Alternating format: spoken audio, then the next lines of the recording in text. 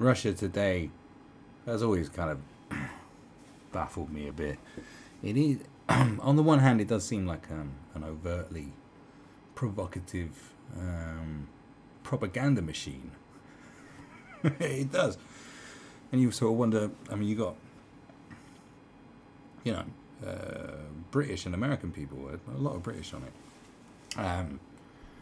Abby Martin worked for Russia Today. Jonathan Pye did videos for Russia Today. It was interesting, isn't it? You know, people who speak out against their own nations. I think Jonathan Pye said that, you know, it was an opportunity to do what he wanted and get funded. And it's like, yeah, you know, I mean, it's hard to get through, and it's helped him to get his own platform, I guess, these days. Sometimes you just got to do what you got to do. Like, would I take cash from Russia Today? It's hard to say, isn't it? It's always hard to say. You know, it's easy when you're not flossing to talk crazy, going, I ain't taking money from no one, and then they offer it to you, and you're like, oh. Then again, I do like bathing in champagne. But the question is Russia Today worse than our media? You know, what they push. Is it? Or is it useful to have Russia Today because it puts a different perspective on it? Because look,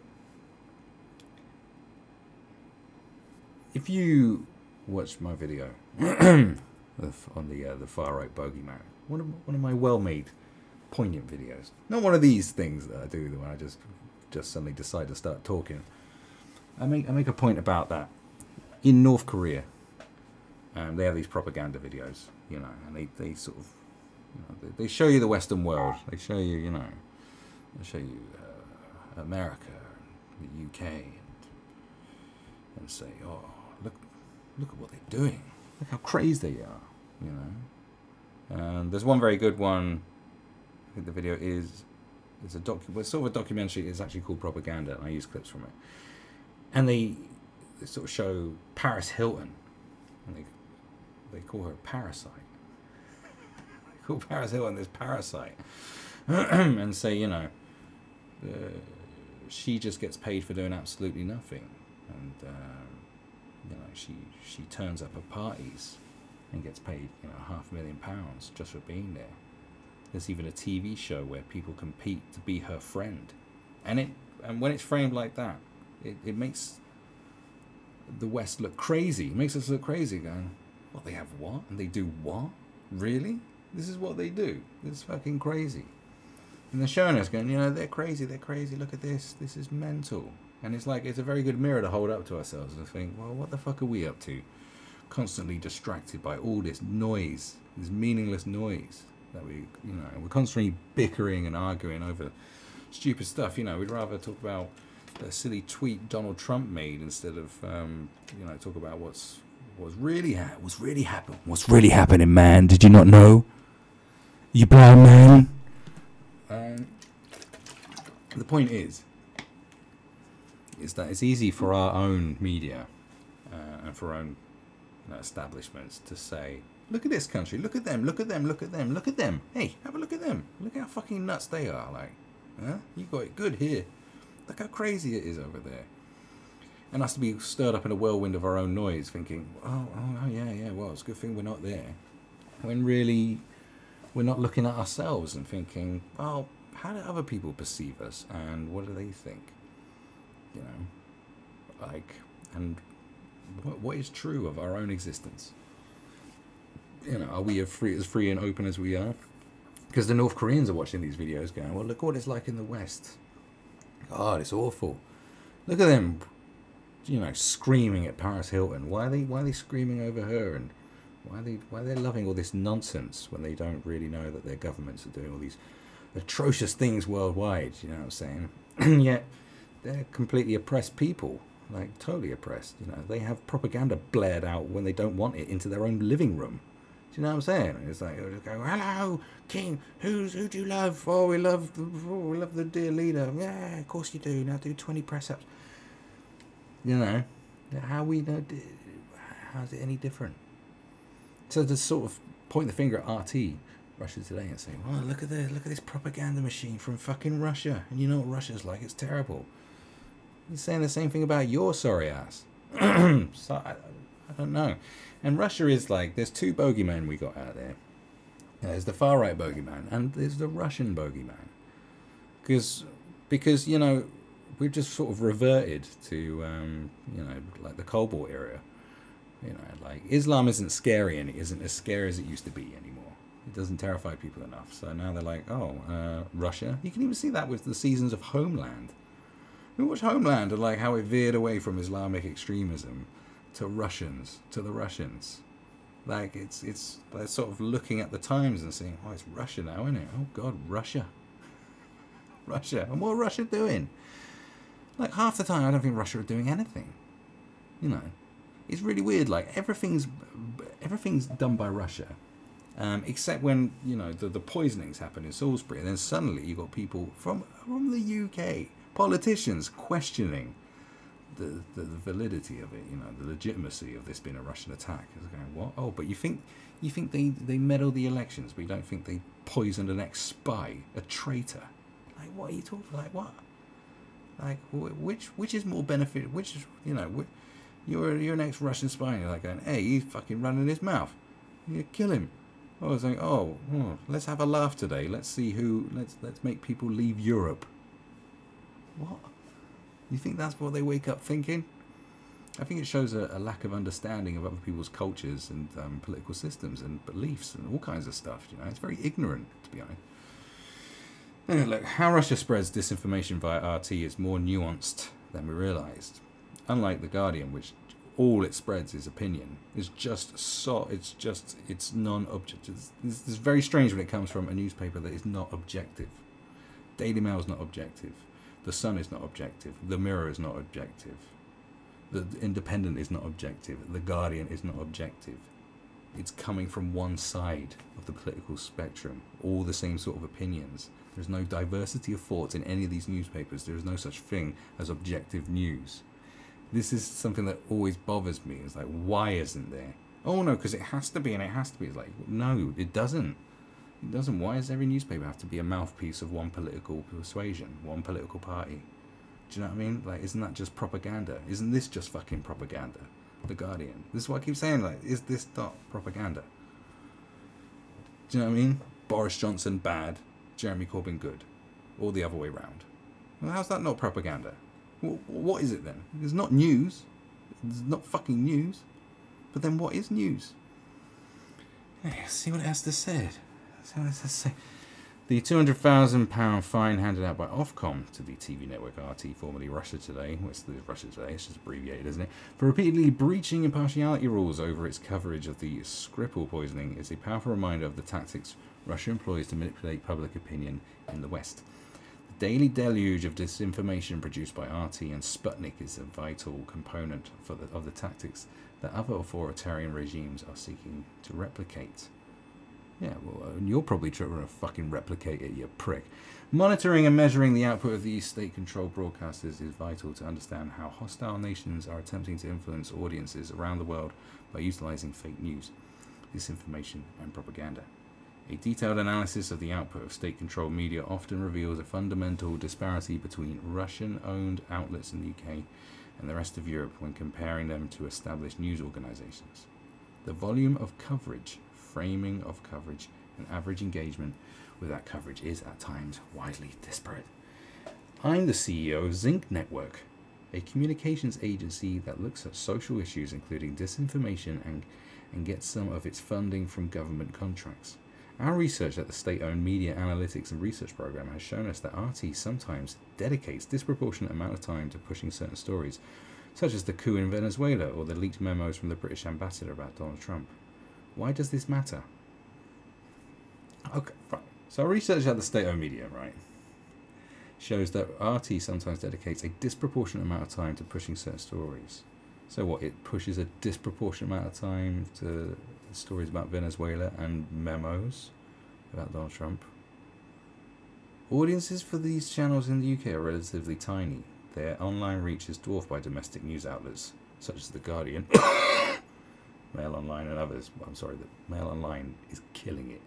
The Guardian is not. The Guardian has to be funded by donations. The Mail Online is a fucking global superpower when it comes to news. But their influence, especially on key issues, often barely belies their size. For example, RT's coverage of Venezuelan coup attracted, on average, 2,558 engagements, retweets, likes, or shares per online article, more than the BBC's 1,780 engagements per article. And evidence is mounting to suggest they routinely disseminate stories designed to show division in the West and pursue the foreign policy goals of the government that back them, conscious or otherwise. According to a report published by the Policy Institute at King's College London, RT and Sputnik distributed no fewer than 7 conspiracy theories about the Skripal poisoning. Alright, back the fuck up a second. Alright, yeah. Of course, it's Russia Today, blah, blah, blah, blah, blah. But I've seen conspiracy theories pushed by the fucking Independent, by people in The Guardian. Yes, I did. Questioning it. So, what the fuck are you talking about? Like, I know you don't work for The Guardian, this person writing, but excuse me? You want to talk about conspiracy theories? You want to talk about conspiracy? There's non-stop conspiracy pushed by the UK media. How can you point the finger at Russia Today? Russia Today are crazy. And yes, it's a blatant propaganda machine. There's no question about that. But to have the balls and audacity to point the finger at them and not realise that it's also you, it is mind-boggling. I know, again, this person doesn't, I don't think works for The Guardian, but they're writing in The Guardian. The amount of conspiratorial nonsense I see pushed by these newspapers is mind-blowing. It's not news anymore. Russian collusion, this, and it's always about Russia or something. Really? You have the nerve to go, oh, Russia Today, don't believe them. Oh, they're naughty. Like, fuck off. Like, who do you think you're talking to? You insult me. You insult your readers. You're patronising pricks. Amazing, isn't it? The report also found that claims made by Russian state media about the country's advanced weaponry reported as fact in UK newspapers without verification. It is difficult to demonstrate the extent to which the influences public discourse, but measuring the online activity of state media is a useful way to start. The methodology employed by these news organisations poses a series of questions for policymakers. If they are being used to destabilise civil society and widen social fissures, then what is the right response? They devote a disproportionate amount of coverage to stories that claim to show the divisive effects of immigration. Their coverage of the European elections in May focused on the success of populist parties like the Brexit Party, while for the most part ignoring a surge in support for the Greens and other non-traditional parties on the left.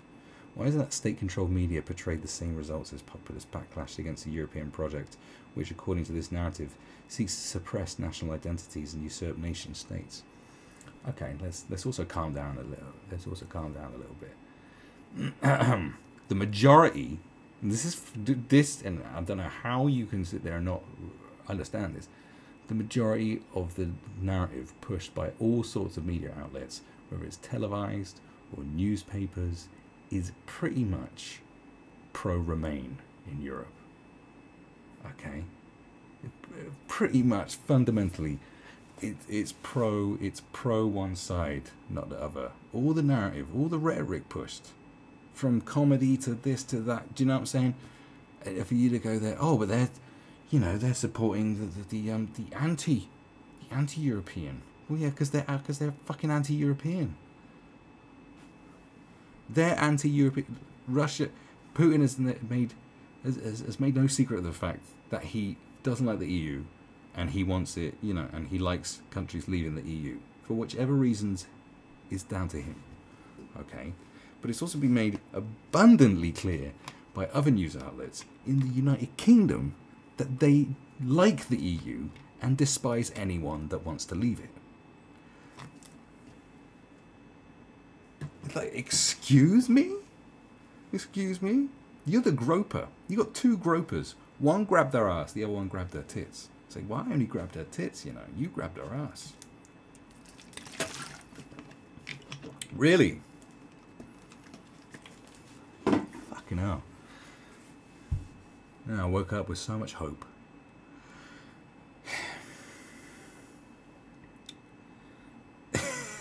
What? I'm sorry, I'm just blown away. Okay. What are they going to say? None of this is new. Media organisations have always asserted the cultural values of the organisations that own or control them. Some argue that much of the output of the BBC World Service is an exercise in soft power. Like the overwhelming majority of its consumers, the BBC takes it for granted that democracy is a good thing and seeks to promote it. But the BBC publicly funded, not government controlled. That is a clear distinction. Doesn't matter.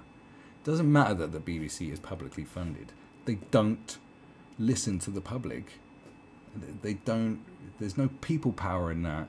If you don't pay, you get charged criminally. What are you talking about? It's forced pay. You're in. Look at it. This is what the. Do you see what I'm saying by looking in the mirror? When the Russians will say to you, all right, we control Russia today, the government, right? Oh, but the BBC, they will tell you in the UK that the BBC is controlled by the people. But if you do not pay for it, you will be charged. You have to pay for it. There's no opting out. There's no option no if you want a television. Like, they'll even try and squeeze you for. I've had this before. I didn't have a TV, but they sent TV license thing because you're probably watching BBC iPlayer on your internets, and we're charging you for that too. So, are you motherfucker? It's forced. It's forced on you. It's not owned by the people. That's just so stupid. It's like, oh, you know, this is owned by you. You own this. No. It's mental. It's so stupid.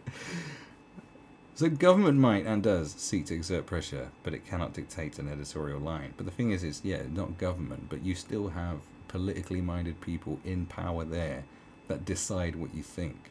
Just because it's not the government doesn't, I mean, it's better that it's not controlled by the government. It's still controlled by people that want a certain government. The same cannot be said for Russia Today, China Daily, Iran's Press TV, or the Turkish Radio and Television Corporation, which operates in a democratic country that is becoming more illiberal by the day. States will always use all the tools at their disposal to protect their national interests and pursue foreign policy objectives. But if the modus operandi of state-controlled media is to delegitimize institutions and sources of authority in the eyes of a section of the wider public, undermine social cohesion by amplifying divisive voices, draw attention to examples of Western hypocrisy, and promote narratives of fear and uncertainty, then how do we respond? Disinformation does not consist solely of fabricated news stories, photoshopped images, or wild conspiracy theories presented as fact. It is often more nuanced, more sophisticated, and more effective than policymakers or the public realize. Only by monitoring and measuring their influence can we develop strategies to counter their growing power and reach. Oh, so you want to silence dissenting voices that have a different opinion to yours? There's propaganda and nonsense pushed by all media. And if you're going to start picking and choosing which is nonsense and which isn't, according to whatever rule or whatever fucking, I don't know, however you think. No.